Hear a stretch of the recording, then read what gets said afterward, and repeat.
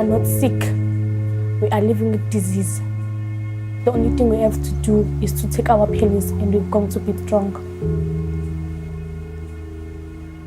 My name is Noglunga Hlenga. I'm 15 years old. I was born on 4 January 2000 and my mother died in August 2000. And I born with HIV. The first time I went to the clinic, I was shocked because I didn't know why I'm sick. And don't lose hope to give us treatment. We need this treatment. Yes.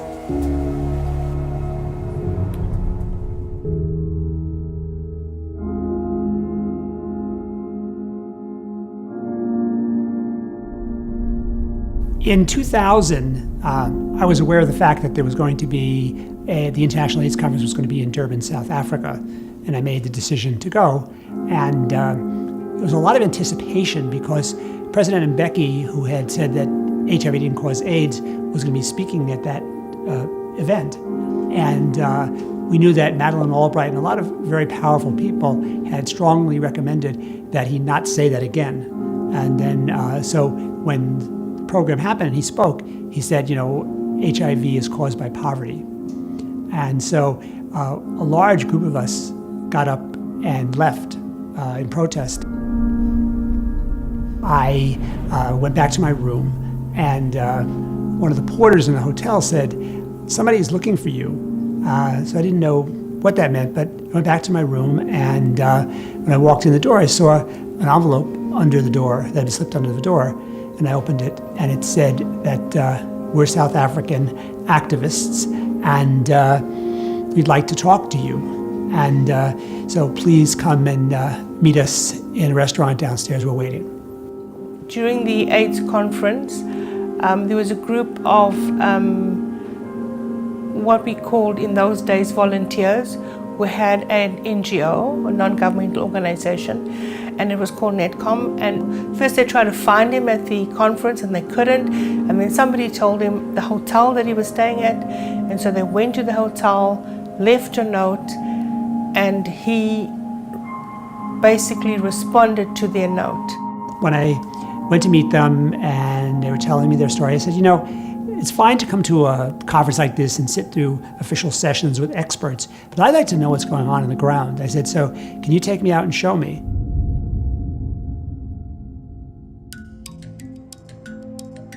It was incredibly eye-opening. It was such a desperate circumstance. There was nothing for people. And having traveled quite a bit in the world, I have certainly seen dire poverty. But when I went to this township outside of Durban called Umlazi, it was a city of 1 million people, all of which were shacks, basically. But then when we went to some of the organizations that were helping people living with HIV, they were in such desperation because here it was already 2000, and in the United States we'd already had the treatment revolution with the cocktail, and no one there was being treated. And really there was such a sense of hopelessness. It was very, very, very sad, and it made me angry because really, essentially, the government had abandoned millions of people in South Africa. They asked him, they said, look, our people are dying. We are burying people every single day. What is it that you're doing in America that's different to what's happening here in South Africa? And so I said to them, why don't you come to the United States? This was in July. I said, why don't you come in December? And then we'll talk about what a partnership might look like. So that took place, and then the rest is history.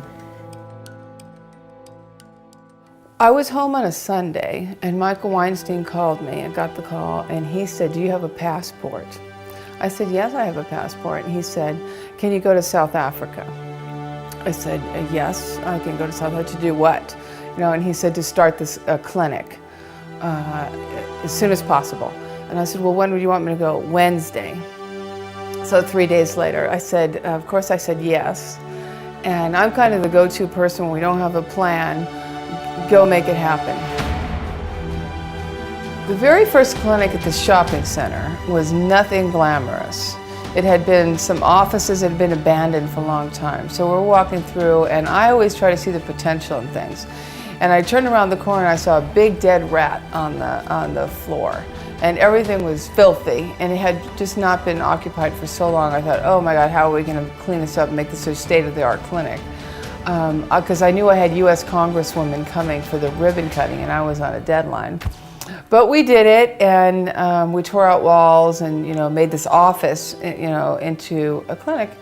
And it wasn't enough room. It grew, it was very small right away, but we made it happen. At that time, medications cost about $5,000 per person per year in Africa. So we knew that we couldn't really help that many people.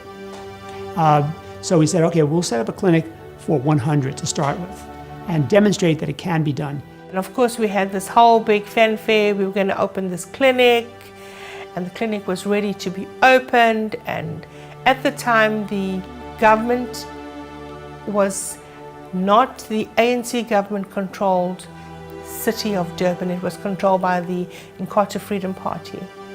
And so we had asked the Inkatha Freedom Party to be the premier to come and open, and that was just like bad news.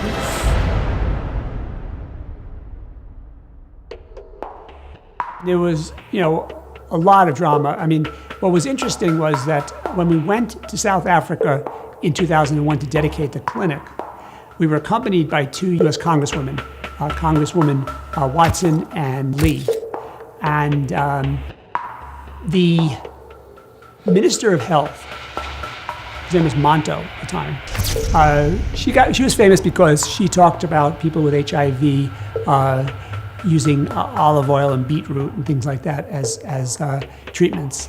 And the morning of the opening of the clinic, we got a call from her office.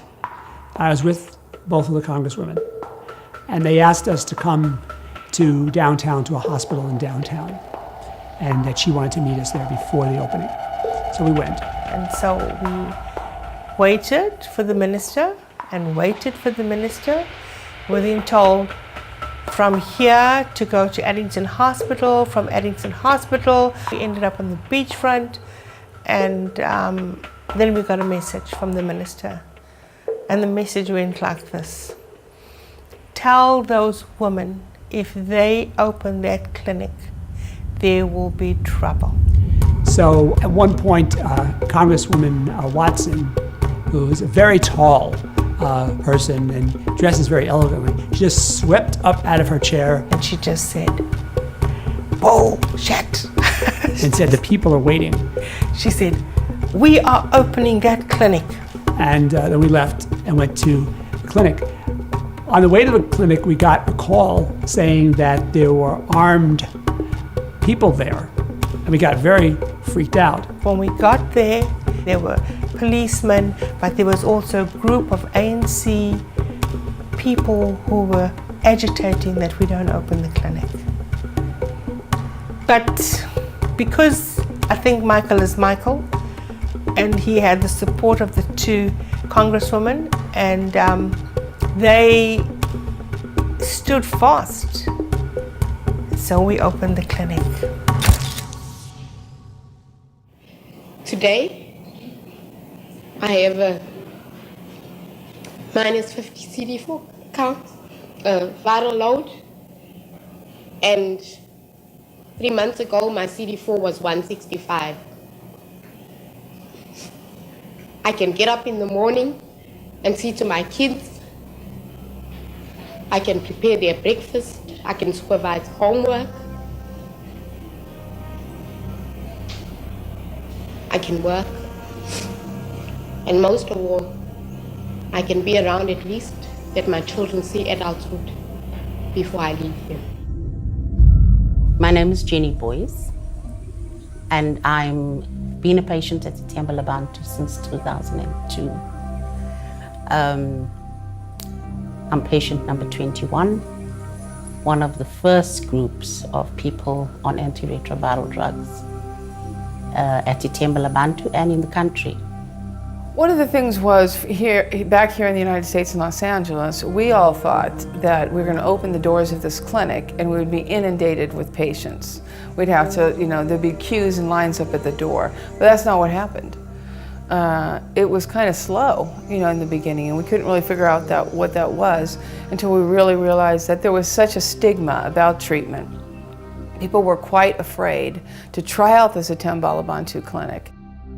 For a lot of us, there was an uncertainty. Medication wasn't provided in the country, and there was a lot of talk about it being toxic, being more detrimental than the disease, and so we were coming to the clinic because for me, I wanted to live. I had a lot to live for. But I must say that I was also afraid because I was walking into something that not many people had done. AHF Itembala Bantu Clinic started when government was not giving antiretrovirals to patients or to people living with HIV. And AHF came in and defied that. And they were buying drugs out of AHF coffers to provide drugs to those patients. And it was a rough time in the country because there was a lot of denialism. The whole experience at Itembala Bantu in those days, we were very, very sick, all of us. Very, very sick. Initially, we were getting people who were really sick. Even the CD4 of people who used to come, they would come with a CD4 of 1, CD4 of less than 20. We had a lot of those. In the waiting room, you could almost smell the smell of death, That memory is always very distinct for me, because we were sitting there, people were in wheelchairs, people were weak, people were really, listless. It was hanging at a string of life. Early on, I met 2 or 3 women at the clinic that were proposed to me to be my new advocacy group. And one of them was Jenny Boyce. And at that time, she was pretty sick. She was thin, not doing that well, and I wanted to videotape her. So I said, I'd really like to get an interview with you. And I had a really old little camera. I videotaped it myself. And she had her little son Dylan sitting on her lap, during that interview. And what she talked about was very emotional. She talked about she just wanted to stay alive until Dylan got out of high school.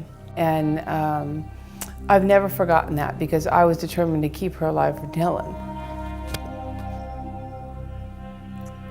I would say really that Jenny Boyce was the person, when I think of South Africa and what's been done there, when I think of the heroes, she is the person among the patients that really, really comes to mind. Her testimonies, I think, really changed the environment, and I feel like that she did it at a time when it was really difficult to do it, and she was fearless. And despite all the warnings about the drugs being poison, etc., people started to come. And the results were almost instantaneous.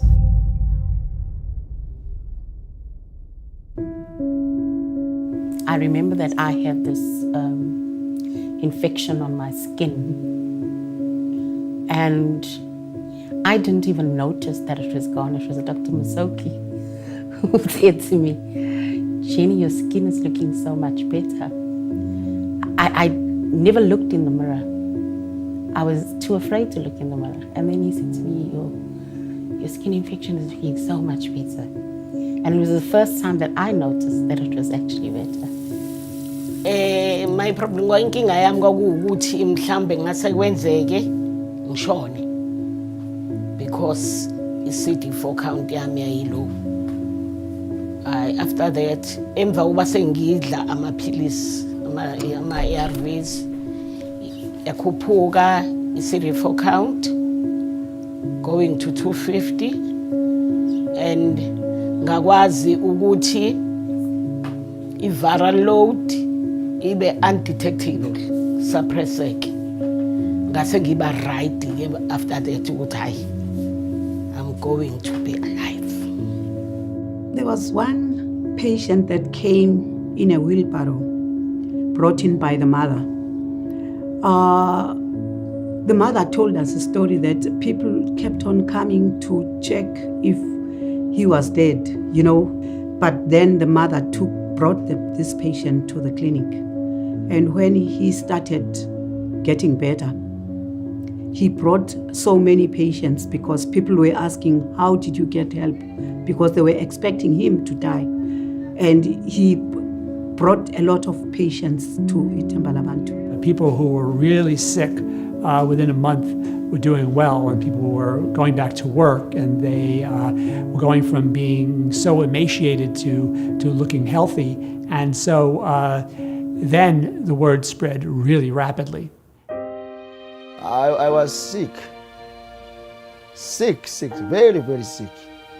Maybe I was going through the heaven. You understand what I'm saying to you? So my mother asked somebody, and then somebody tell my mother, if you go to the Mawelin, you see, there's a Ithembalabantu clinic there. You understand? So I thank my God and I thank my mother. My mother loves me, you understand, and my family. So she took me to the Ithembalabantu, and then I started treatment. So 2005 and 2006, still I'm alive. Yes, hey, you are right now. Yes, I'm eating the treatment. If you tell me I must eat it, I will do that. You understand what I'm saying? So after that, 2007, still I'm alive. You understand? People who come to the clinic, they wouldn't be sure when they see us sitting there. They see us looking well and they sick. And we were a testament that you can be well. And at that time, we were still the only free program for antiretroviral therapy, for HIV treatment in KwaZulu-Natal. So that was the only place you could get it. And you know, for what we were trying to do at that time, it seemed just fine. But you know, it started to get very, very, very crowded. One of the hardest things for me as an activist was I would go 2 or 3 times a year to South Africa. And each time I went, I would immediately go to the current patient chart, and behind it was a waiting list. That waiting list would get bigger every time I would go, but what was most disturbing is the deceased was at the back of the waiting list. And every time I went, that got bigger and bigger. And that drove my sense of urgency, like, this is not okay. These people are dying on the waiting list. And the only way we could stop this is to bring the drug prices down. At the time, we really wanted to work with the government. We've always wanted to be a partner, but that wasn't possible. I remember one meeting I had with the Department of Health, and I was telling the head, people are dying at our doorstep. We want to work with you. Can you help us? And I'll never forget what he said back.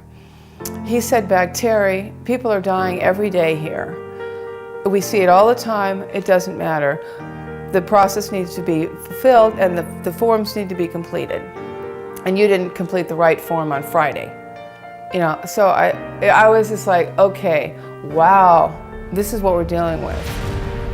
At that time, the US government was supporting drug companies who were suing South Africa to prevent them from getting generics. So, you know, at $5,000, we didn't have the money to subsidize more than 100 people. But also, we really wanted to use that platform to advocate for bringing down the prices, which we did.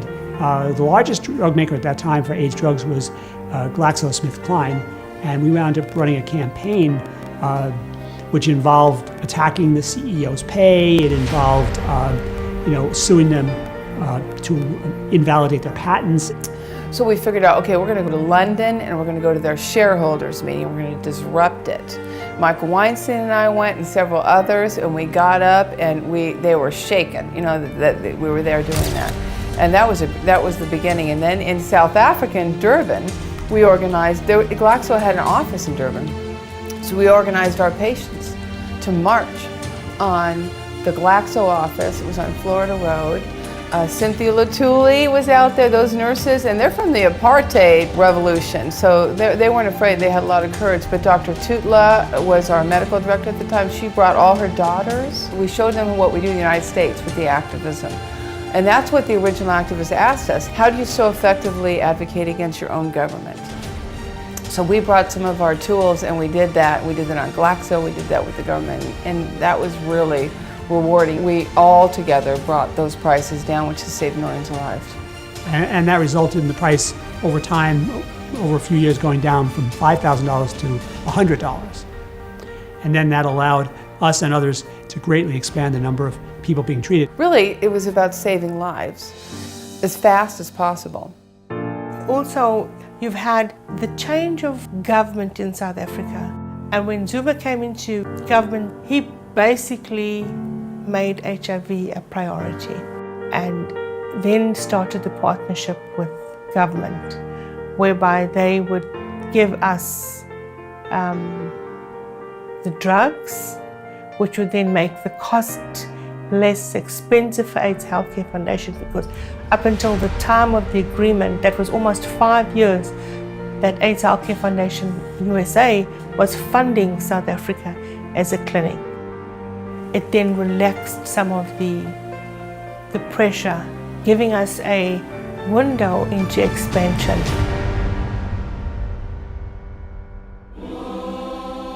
One of the most interesting things about South Africa situation is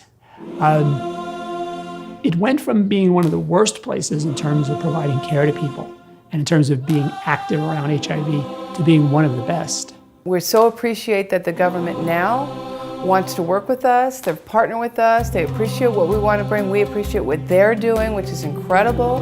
The South African government has stepped up more than any government in the world, and we want to continue our partnership so that we can stop HIV in South Africa. And the way to do that is to get as many people tested and on treatment as possible, and we can turn back the virus. Working with HIV and the people around Umlazi is quite interesting, because the more information you give people, the more they get encouraged to go on getting tested, getting treatment. The original clinic had less than 200 people.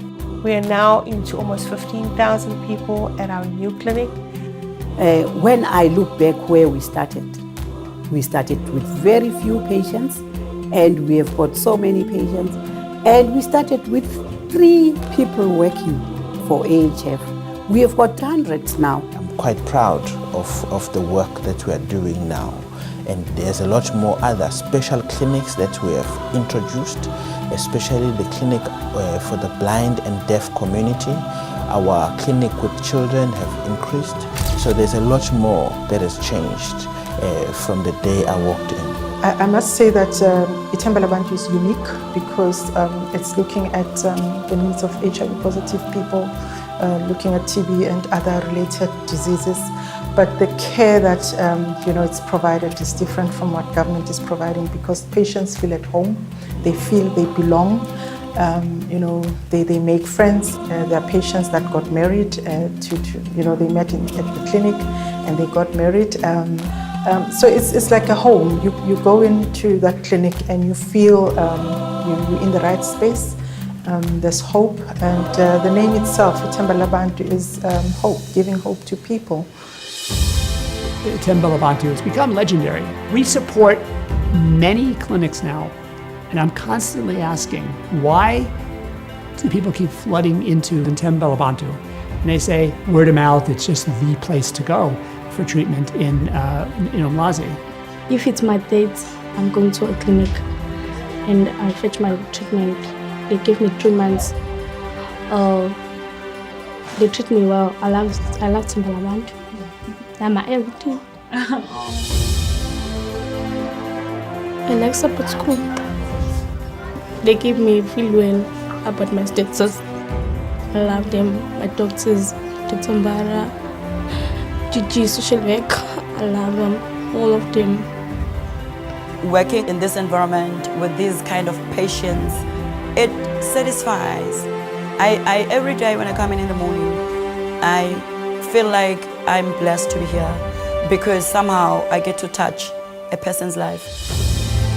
if AHF didn't come into South Africa at the time they came into South Africa, many of us wouldn't be here to tell the story.